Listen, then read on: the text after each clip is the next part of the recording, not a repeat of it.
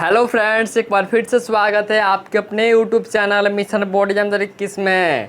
Friends, आज हम लोग करने वाले हैं साइंस के इम्पॉर्टेंट ऑब्जेक्टिव टाइप क्वेश्चन, जो कि आपका टेस्ट होने जा रहा है और बहुत इंपॉर्टेंट आज का क्लास आपके लिए होने वाला है। अगर आप लोग भी 2021 में अच्छा मार्क्स लाना चाहते हैं तो इस वीडियो को शुरू से अंत तक ज़रूर देखिएगा और अपने बोर्ड एग्ज़ाम में आपके एग्ज़ाम में यही सब क्वेश्चन पूछे जाएंगे और जितने भी लाइव करा रहे हैं आपके लिए बहुत इंपॉर्टेंट हो रहा है और आप लोग याद करते चलिए सभी क्वेश्चनों को, ठीक है।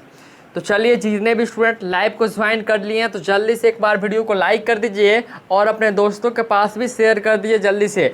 और एक काम कीजिए लोग कि ग्रुप में बस जाके बोल दीजिए कि लाइव स्टार्ट हो गया है, आ जाओ। इतना बस आप लोग जाके लिख दीजिए ग्रुप में, सभी स्टूडेंट ज्वाइन हो जाएंगे लाइव में और हम तब यानी लाइव को जो है स्टार्ट कर देंगे। चलिए, मैं तब से सभी को गुड मॉर्निंग। चलिए, आप लोग अच्छे से पढ़ाई करके आए हैं ना। हम तो इतना ना यानी करा चुके हैं, आप लोग को टेस्ट करा दिए, इतना ना क्वेश्चन बता दिए हैं और ऑब्जेक्टिव इतना ना क्वेश्चन दे दिए हैं कि आप लोगों को एक भी क्वेश्चन गलत नहीं होना चाहिए, ठीक है। इतना आपको बता चुके हैं हम। तो चलिए, बस 1 मिनट और वेट करेंगे, उसके बाद इस सेशन को स्टार्ट करते हैं। और पहले ही आप लोग सभी स्टूडेंट लाइक कर लीजिए, और क्योंकि हमको लाइव करने यानी लाइक करवाने के लिए आपको बोलना पड़ता है कि लाइक कीजिए, लाइक कीजिए, लाइक करवाना पड़ता है।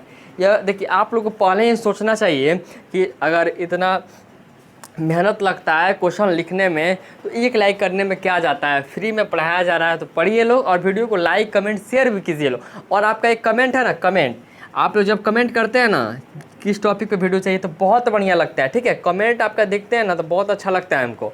और एक और बात कि आप लोग को वीडियो कैसा लग रहा है और यह सेशन आप लोग को कैसा लगा तो आप लोग कमेंट बॉक्स में प्लीज़ बताइएगा लोग। आप सभी यानी स्टूडेंट्स हम बोल रहे हैं कि आप लोग कमेंट करके ज़रूर बताइएगा कि आज का आपको सेशन कैसा लगा है, ठीक है। तो चलिए स्टार्ट करते हैं, बहुत बातें हो गई, स्टार्ट करते हैं हम। देखिए फ्रेंड्स, आज का जो पहला क्वेश्चन है, प्रकाश के परावर्तन के कितने नियम हैं। पहला क्वेश्चन क्या पूछा है, प्रकाश के परावर्तन के कितने नियम हैं। 1 नियम है, 2 नियम है, 3 नियम है या फिर 4 नियम है। काफ़ी बार यह क्वेश्चन करा दिए हैं, प्रकाश के परावर्तन के कितने नियम हैं। तो जल्दी से कमेंट कर बताइए कि प्रकाश के परावर्तन के कितने नियम होते हैं। जल्दी से सभी स्टूडेंट कमेंट कीजिए। काफ़ी बार यह क्वेश्चन आपको करा चुके हैं हम, और आप लोग को गलत नहीं होना चाहिए क्योंकि यह क्वेश्चन काफ़ी बार करा दिया गया है। चलिए जी, बताइए कि प्रकाश के परावर्तन के कितने नियम हैं। सभी स्टूडेंट कमेंट कीजिएगा फटाफट, अपना अपना आंसर, नो चीटिंग, अपने से ऑनेस्टली से आंसर देना है, ठीक है जी। चलिए फटाफट सभी स्टूडेंट दीजिए। चलिए, इसका आंसर हो जाएगा ऑप्शन नंबर बी, 2। प्रकाश के परावर्तन के कितने नियम होते हैं तो आपको याद रखना है 2 नियम होते हैं। चलिए सेकेंड नंबर क्वेश्चन पे आते हैं लोग, बताइएगा सभी स्टूडेंट। तो देखिए सेकेंड नंबर क्वेश्चन क्या पूछा है, वायु में गमन करती प्रकाश की किरण, यानी जो किरण है वह जल में तिरछी प्रवेश करती है, ठीक है। वायु में गमन करती प्रकाश की एक किरण जल में तिरछी प्रवेश करती है तो यह किरण क्या होती है। अविलंब की ओर झुकेगी, अविलंब से दूर हटेगी, सीधी निकल जाएगी या फिर परिवर्तित हो जाएगी। बताइएगा, परावर्तित, बताइएगा जल्दी से बताइएगा कि वायु में गमन करती प्रकाश की एक किरण जल में तिरछी प्रवेश करती है तो यह किरण क्या होगी। चलिए जी, 10 सेकंड आपके पास टाइम है, फटाफट आंसर कमेंट कीजिए सभी स्टूडेंट। चलिए चलिए जी, आंसर फटाफट दीजिए लोग।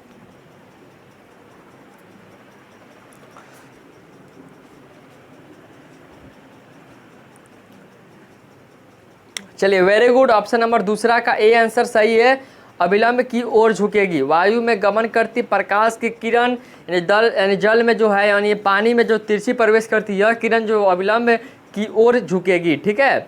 चलिए तीसरे नंबर क्वेश्चन पे आते हैं लोग। देखिए तीसरा नंबर क्वेश्चन क्या है, निम्नलिखित में किस लेंस को अपसारी लेंस कहते हैं। अपसारी,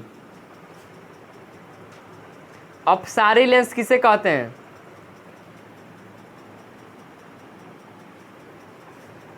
चलिए एक बार ऑप्शन को पढ़ते हैं, उत्तल लेंस, अवतल लेंस, यानी दोनों लेंस दे दिया, या फिर बाइफोकल लेंस। तो काफ़ी स्टूडेंट को यह आंसर पता होना चाहिए क्योंकि यह क्वेश्चन हम काफ़ी बार आप लोगों को करा दिए हैं, गलत नहीं होना चाहिए। अपसारी लेंस पूछा है, चलिए जी जल्दी से आंसर दीजिए सभी स्टूडेंट। चलिए फटाफट आंसर कमेंट कीजिए कि आंसर क्या हो जाएगा तीसरा का सही आंसर। चलिए फटाफट दीजिए लोग। वेरी गुड, ऑप्शन नंबर इसका बी हो जाएगा, अवतल लेंस हो जाएगा, यानी तीसरा का ऑप्शन बी जो है वह बिल्कुल ही सही है। चलिए 5वें नंबर क्वेश्चन पे आते हैं लोग। देखिए 5वां नंबर क्वेश्चन बहुत ही इंपॉर्टेंट है। किसी बिंब का वास्तविक तथा समान साइज का प्रतिबिंब प्राप्त करने के लिए बिंब को उत्तल लेंस के सामने कहाँ रखना चाहिए? 4 ऑप्शन आपके स्क्रीन पर है। ऑप्शन ए है लेंस के मुख्य फोकस पर, लेंस के फोकस दूरी की दुगुनी दूरी पर, अनंत पर, या फिर लेंस के प्रकाशिकी केंद्र तथा मुख्य फोकस के बीच। किसी बिंब का वास्तविक तथा समान साइज का प्रतिबिंब प्राप्त करने के लिए बिंब को उत्तल लेंस के सामने कहाँ रखना चाहिए? ऑप्शन ए सही होगा, ऑप्शन बी सही होगा, या फिर ऑप्शन सी सही होगा कि ऑप्शन डी सही होगा? बताइए सभी स्टूडेंट।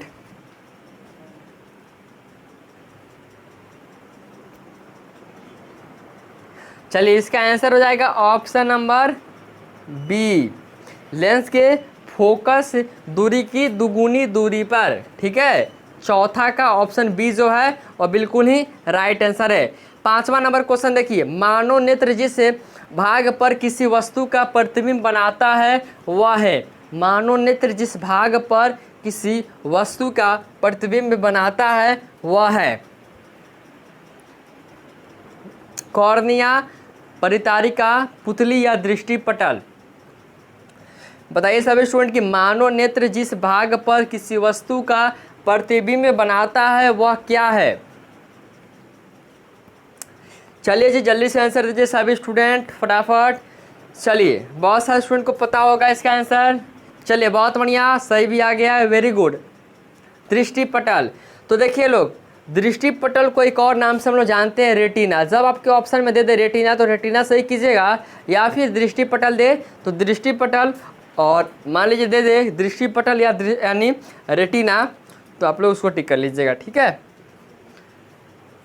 6ठा नंबर क्वेश्चन बताइए, किसी माध्यम के अपवर्तनांक का मान क्या होता है? चलिए बताइए लोग, किसी माध्यम के अपवर्तनांक का मान क्या होता है? 4 ऑप्शन आपकी स्क्रीन पर है, आपको बताना है किसी माध्यम के अपवर्तनांक म्यू का मान क्या होता है। यानी अपवर्तनांक यानी म्यू जो होता है, म्यू बराबर क्या होता है? काफ़ी बार यह क्वेश्चन आप लोग करा दिए हैं और आप लोग को याद भी होगा, यानी हो गया होगा। किसी माध्यम के अपवर्तनांक का मान क्या होता है? जल्दी से एक बार कमेंट करके सभी स्टूडेंट बता दीजिए। एक बार जल्दी से कमेंट कीजिए, किसी माध्यम के अपवर्तनांक का मान क्या होता है? कमेंट बॉक्स में जल्दी से फटाफट दीजिए। चलिए बिल्कुल ही सही है, ऑप्शन नंबर ए हो जाएगा, साइन आई बटा साइन आर। ठीक है, साइन आई बटा साइन आर यानी ऑप्शन नंबर ए सही है इसका।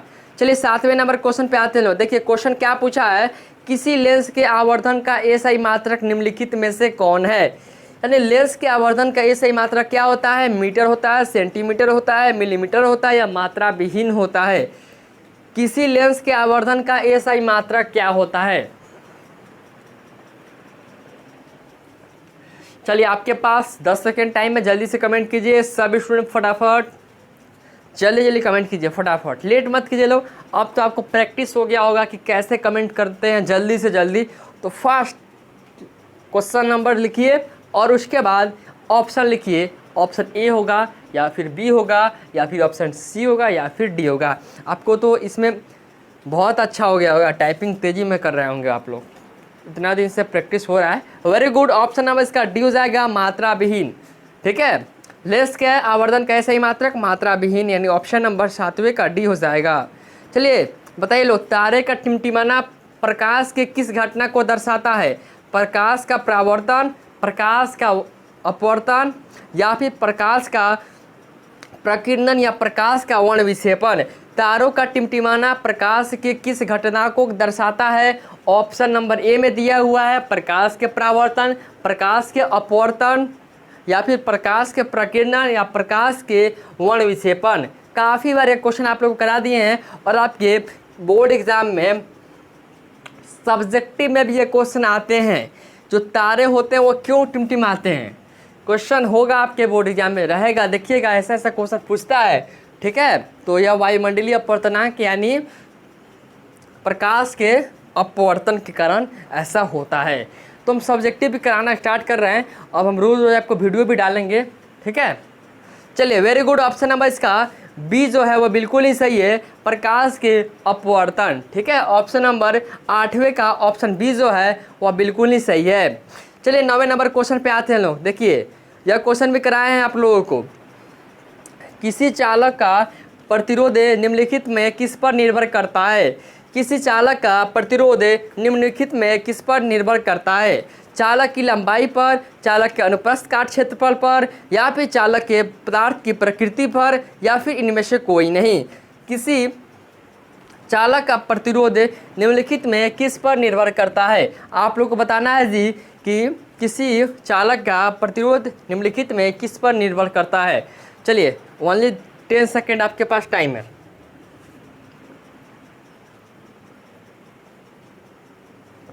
चलिए बिल्कुल ही सही है। ऑप्शन नंबर इसका डी जो है वो बिल्कुल ही सही है, यानी उपयुक्त सभी पर, ठीक है। 9वां का ऑप्शन नंबर डी सही है। चलिए 11 नंबर पे आते हैं लोग। बताइए लोग, विद्युत शक्ति का ऐसा मात्रक, विद्युत शक्ति का ऐसा मात्रक वाट या फिर वाट प्रति घंटा या फिर एम्पियर या ओम। विद्युत शक्ति का ऐसा मात्रक क्या होता है, वाट होता है, या फिर वाट प्रति घंटा होता है, या फिर एम्पियर होता है, या फिर ओम होता है। चलिए आपको मिलते हैं 10 सेकेंड, फटाफट आंसर कमेंट कीजिए आप सभी स्टूडेंट, फटाफट कमेंट।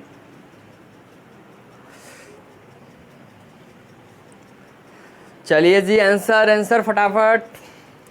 यहाँ पे बहुत सारे स्टूडेंट जो है रेगुलर स्टूडेंट हैं, बहुत अच्छे स्टूडेंट हैं। यहाँ पे जो भी स्टूडेंट देख रहे हैं बहुत अच्छे हैं और पढ़ाई करते हैं। हमारा बहुत अच्छा लगता है कि आप लोग का जब कमेंट आता है तो बहुत अच्छा लगता है कि आप लोग को वीडियो कैसा लगा। जैसे कमेंट एक मोटिवेशन हमको मिलता है, तो आप लोग कमेंट करके ज़रूर बताइएगा कि आप लोग का आज का जो लाइव सेशन है आप लोग को कैसा लग रहा है, वीडियो के कमेंट बॉक्स में, ना कि लाइव चैट में। आपको जाके कमेंट करना है वीडियो के कमेंट बॉक्स में, कमेंट, ठीक है। वीडियो के नीचे कमेंट बॉक्स आता है, उसी में आपको कमेंट कर बताना है कि आपको किस टॉपिक पर वीडियो चाहिए या फिर आपको कैसा यह वीडियो लगा, ठीक है। चलिए, इसका आंसर हो जाएगा ऑप्शन नंबर ए, सॉरी एक मिनट रुकिए, हाँ, ऑप्शन नंबर ए हो जाएगा वाट।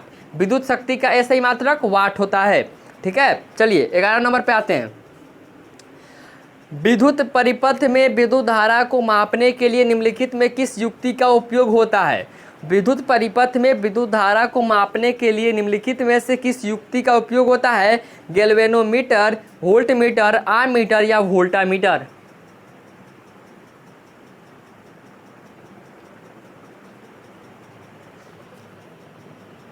चलिए बताइए फटाफट, 10 सेकेंड आपके पास टाइम है। विद्युत परिपथ में विद्युत धारा मापने की युक्ति को हम लोग क्या बोलते हैं। फटाफट जी आंसर दीजिए। याद हो गया होगा आप लोग क्वेश्चन, इसमें तो लेट नहीं करना चाहिए, आप लोग को तो जल्दी जल्दी आंसर देना चाहिए। चलिए जी फटाफट एक बार कमेंट करके बताइए सभी स्टूडेंट, फटाफट दे दीजिए सभी स्टूडेंट, मेरे प्यारे प्यारे स्टूडेंट, जल्दी से आंसर दीजिए। Very good, option number C हो जाएगा आमीटर, आमीटर, ठीक है। ऑप्शन नंबर सी जो है वह बिल्कुल ही सही है। देखिए कुछ स्टूडेंट ऐसे बोलते हैं कि जो वीडियो में क्वेश्चन लाते हैं तो बहुत इजी क्वेश्चन होता है। तो देखिए आप एग्ज़ाम में है ना इजी क्वेश्चन पूछे जाते हैं, तो हार्ड क्वेश्चन कहाँ से ला दें। हार्ड क्वेश्चन क्या होता है, आप पढ़ लिए तब ना आपको यह इजी लग रहा है। आप नहीं पढ़े होते हैं तो अभी आपसे मान लीजिए कोई चैप्टर अभी आप नहीं पढ़े हैं और उस चैप्टर से हम पूछे क्वेश्चन, तो आपको आएगा नहीं आएगा। आप सभी स्टूडेंट इसको याद कर लिए हैं, रट्टा मार लिए हैं, दिमाग में सेट है आपके, इसका आंसर यह होगा, इसका आंसर यह होगा, ठीक है। आप इसको याद कर लिए हैं, याद किए हैं, पढ़ाई कर रहे हैं, लाइव टेस्ट दे रहे हैं, खुद से पढ़ रहे हैं, तभी ना बन रहा है ऐसे, ठीक है। तो आप लोग के लिए यह इजी इसलिए है कि आप लोग पढ़ाई कर रहे हैं, जब पढ़ाई नहीं कीजिएगा तो आपको नहीं आएगा, ठीक है। ऑप्शन नंबर इसका सी जो है वह बिल्कुल ही सही है। चलिए बताइए लोग, फ्यूज तार के लिए निम्नलिखित में कौन सा कथन गलत है, सत्य है, सत्य पूछा है, ठीक है।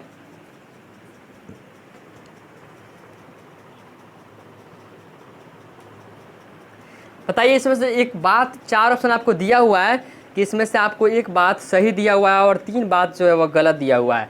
पहला ऑप्शन दिया हुआ है कि प्रतिरोध तथा गलनांक दोनों अधिक होता है, यह बात गलत है। ऑप्शन नंबर ए जो है वह बिल्कुल ही गलत है। ऑप्शन बी में है प्रतिरोध कम तथा गलनांक अधिक होता है, यह भी गलत है जी, यह भी गलत है। ऑप्शन सी देखिए, प्रतिरोध अधिक तथा गलनांक कम होता है, यह भी गलत है। ऑप्शन डी देखिए, प्रतिरोध तथा गलनांक दोनों ही कम होता है, this is correct answer. Option number D पे सही कीजिएगा, ऑप्शन नंबर डी, ठीक है। प्रतिरोध तथा गलनांक जो होता है वह दोनों कम होता है, ठीक है। ऑप्शन नंबर डी पे सही कीजिए सभी स्टूडेंट। चलिए अब आप लोग हमको बताइए चुंबकीय पदार्थ कौन नहीं है। 4 ऑप्शन आपको दिया हुआ है, लोहा, निकेल, पीतल या कोबाल्ट।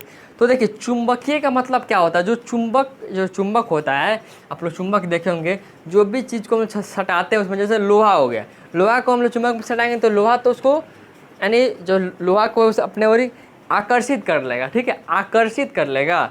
और निकेल देखिए आप लोग, निकेल भी है ना, वो अपने जो है ना चुंबक में चिपक जाएगा, ठीक है। अब देखिए पीतल जो होता है वो मिश्र धातु होता है, तो यह चुंबकीय नहीं हो पाएगा, ठीक है, चुंबकीय पदार्थ नहीं है। यानी ऑप्शन नंबर सी जो है वह बिल्कुल नहीं सही है, ठीक है, पीतल हो जाएगा। और एक और क्वेश्चन आपके लिए है जिसको आपको लाइव चैट में नहीं बताना है, आपको जाके बताना है वीडियो के कमेंट बॉक्स में कि जो पीतल होता है वह किस किस धातु से मिलकर बना होता है। यह क्वेश्चन आपको बताना है कि पीतल जो है वह किस किस धातु से मिलकर बना होता है वीडियो के कमेंट बॉक्स में, न कि लाइव चैट में। लाइव चैट में नहीं जी, हम नहीं देख पाएंगे बाद में, यानी देख नहीं पाएंगे अच्छे से, लाइव चैट में नहीं, आपको बताना है वीडियो के कमेंट बॉक्स में, ठीक है, कमेंट में करके बताना है। हम सभी स्टूडेंट कमेंट देखेंगे, ठीक है, कमेंट में ज़रूर करके बताइए कि पीतल जो है किन किन धातुओं से मिलकर बना होता है, ठीक है। चलिए 14 नंबर पे आते हैं लोग। देखिए वेरी वेरी इंपॉर्टेंट और इजी क्वेश्चन है, आपको बताना है किसी विद्युत धारावाही सीधी लंबी परिनालिका के भीतर चुंबकीय क्षेत्र का मान क्या होगा, 0 होगा। इसके सिरे की ओर जाने पर घटता है, इसके सिरों की ओर जाने पर बढ़ता है, या फिर सभी बिंदुओं पर समान होता है। आंसर क्या होगा, थोड़ा छोटा कर देते हैं, चलिए अब दिख रहा होगा, चलिए छोटा कर दिए हैं बट आपको दिख रहा है। और एक बार क्वेश्चन को और पढ़ देते हैं, किसी विद्युत धारावाही सीधी लंबी प्रणालिका के भीतर चुंबकीय क्षेत्र का मान कितना होता है। तो देखिए आपको याद रखना है इसके सिरे की ओर जाने पर घटता है। 14 का सही आंसर ऑप्शन बी जो है वह बिल्कुल ही सही है। चलिए 15 नंबर पे आते हैं लोग। अब 15 नंबर क्वेश्चन क्या है, विद्युत धारा के चुंबकीय प्रभाव की खोज किसने किया था, बताइए।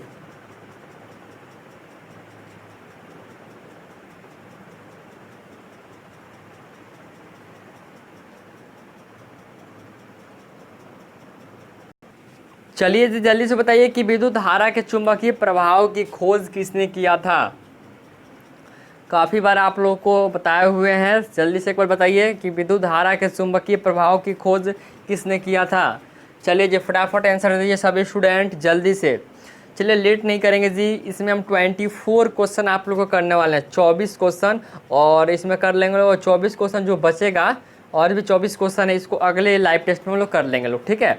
चलिए 15 का सही आंसर हो जाएगा ऑप्शन नंबर डी, यानी फैराडे। विद्युत धारा के चुंबकीय प्रभाव की खोज फैराडे ने किए थे, ठीक है। ऑप्शन नंबर डी जो है वो बिल्कुल ही सही है। चलिए अब आप लोग हमको बताइए कि निम्न में से कौन जो है वह जैव ऊर्जा स्रोत का उदाहरण नहीं है। जैव ऊर्जा स्रोत का उदाहरण नहीं है लकड़ी, गोबर गैस, या फिर नाभिकीय ऊर्जा, या फिर कोयला। 10 सेकेंड आपके पास टाइम है, जल्दी से कमेंट करिए आंसर क्या हो जाएगा यहाँ पे, जल्दी से सभी स्टूडेंट। और आज हम देखते हैं कि आप लोग 24 क्वेश्चन में से कितना क्वेश्चन सही करते हैं। आप लोग यह भी कमेंट करना है कि 24 में से आपको कितना सही हुआ है, ऑनेस्टली से बताना है। वीडियो के कमेंट बॉक्स में जाकर ऑनेस्टली से आप सभी स्टूडेंट को कमेंट करना है। हम सभी का कमेंट देखेंगे और अगले वीडियो में बताएंगे कि इसका कितना सही हुआ था। अगले वीडियो में 100% आप लोग को बताएंगे कि आप लोग कितने स्टूडेंट जो है कितना सही किए थे, ठीक है। तो इसलिए आप लोग सभी स्टूडेंट, जितने भी स्टूडेंट वीडियो देख रहे हैं, जाके कमेंट बॉक्स में ज़रूर करिएगा कि सर कितना, यानी आपका कितना सही हुआ था बताइएगा, ठीक है। कितना सही हुआ था 24 क्वेश्चन में से। अपना यानी नाम लिख दीजिएगा, यानी नेम ऊपर लिख दीजिएगा, और उसके बाद लिखिएगा कि राइट क्वेश्चन, ठीक है। राइट क्वेश्चन इतना राइट मेरा हुआ है, यानी सही इतना हुआ था, ठीक है। ऐसे लिख दीजिएगा तो हम देख पाएंगे किसका कितना सही हुआ था। वेरी गुड, इसका ऑप्शन नंबर सी आंसर बिल्कुल ही सही है, नाभिकीय ऊर्जा, ठीक है। चलिए अब आते हैं लोग 17 नंबर पे। देखिए यहाँ पे पूछा है कि यहाँ पे आपसे पूछा है कि अभिक्रिया जो है वह कौन सा अभिक्रिया है। तो देखिए यहाँ पे जो ऑप्शन है ना हमको अच्छा नहीं है, यहाँ पे ऑप्शन जो है सभी ऑप्शन गलत दे दिया है, गलत ऑप्शन नहीं है, गलत है, ठीक है। और देखिए यहाँ पे प्रतिस्थापन, आप लोग अभिक्रिया पढ़े होंगे, प्रतिस्थापन, यहाँ पे देखिए प्रतिस्थापन आंसर होगा इसका, इसलिए आपको याद रखना यह अभिक्रिया जो है वो प्रतिस्थापन हो जाएगा, यानी प्रतिस्थापन अभिक्रिया, ठीक है, प्रतिस्थापन अभिक्रिया होगा, ठीक है, इसलिए आपको इसको बता दिए। चलिए अब आते हैं हम लोग अम्लीय विलयन का पीएच मान कितना होता है, कितना होना चाहिए। अम्लीय, देखिए अम्लीय विलयन नहीं है, अम्लीय वर्षा का जल, यानी अम्लीय यानी बारिश का जो जल होता है वह उसका पीएच मान है वह कितना होना चाहिए, बताइएगा जल्दी से सभी स्टूडेंट कमेंट करके आंसर।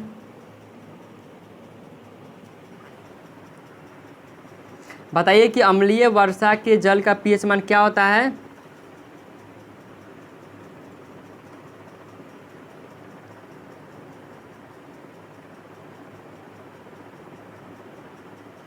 अम्लीय विलयन के जल का पीएच मान कितना होता है।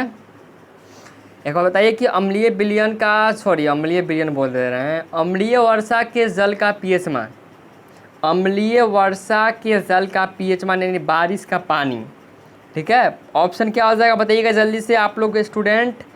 चलिए 5.6 होता है या 5.6 से कम, या फिर चलिए ऑप्शन नंबर इसका जो हो जाएगा ऑप्शन नंबर बी यानी 5.6 से कम, ठीक है, बिल्कुल ही सही है। चलिए अब आप लोग बताइए कि NaHCO3 यौगिक का प्रचलित नाम निम्नलिखित में से कौन है। धोने का सोडा, बेकिंग सोडा, व्यंजक चूर्ण या फिर सोडियम क्लोराइड, आंसर बताइएगा। चलिए बेकिंग, देखिए सॉरी बेकिंग सोडा हो जाएगा, यहाँ पे आंसर बता दिए, सॉरी। बेकिंग सोडा का जो सूत्र होता है वह यही होता है NaHCO3, यानी ऑप्शन नंबर 20 का सही है, बेकिंग सोडा, ठीक है। चलिए 20 नंबर पे आते हैं लोग। अपच का उपचार करने के लिए निम्नलिखित में से किस औषधि का उपयोग किया जाता है, किस औषधि का उपयोग किया जाता है अपच के उपचार करने के लिए, जल्दी से आप सभी स्टूडेंट बता दीजिए। और लगभग स्टूडेंट इसको जानते होंगे क्योंकि अपच के उपचार करने के लिए किस दवा का हम लोग उपयोग करते हैं सभी को पता होगा, पता होना चाहिए, पता नहीं है तो याद कर लो, ठीक है जी, काम पड़ेगा, ठीक है। वेरी गुड, आंसर बताइए लोग सभी स्टूडेंट एक बार। चलिए बहुत बढ़िया, ऑप्शन जो सी है यह बिल्कुल ही सही है, एंटासिड। अपच का उपचार करने के लिए हम लोग एंटासिड औषधि का उपयोग करते हैं जी। चलिए अब बताइए कि चींटी के डंक में, देखिए चींटी के डंक एक अम्ल छोड़ जाते हैं जिसके कारण बहुत यानी जलन और दर्द का अनुभव होता है, यह अम्ल कौन सा होना चाहिए, अम्ल बताना। देखिए जब भी हमको चींटी काट लेता है तो आप लोग देखते होंगे उस वहाँ पे जहाँ काटता है वहाँ पे जलन होता है, ठीक है, और बहुत ही दर्द करता है। आप लोग को काटा होगा या नहीं काटा होगा, पर ऐसा होता है कि जलन और दर्द उत्पन्न हो जाता है, ठीक है। तो उसमें जो अम्ल होता है वो कौन सा होता है, बताइएगा सब स्टूडेंट एक बार कमेंट करके।